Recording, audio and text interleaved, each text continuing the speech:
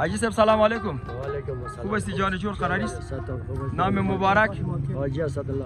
حاجی صاحب در مورد مارکت گپ زن. مارکت چی وقت احداث شده و تا فعلا چقدر قدامت داره، چقدر دیگه شما تانستین برای همشهریان عزیز شهر کابل و دیگه ولایت دیگه میوجات فراهم بسازید؟ تقریبا به حدود 15 سال 14-15 سال شده که ادامه داره.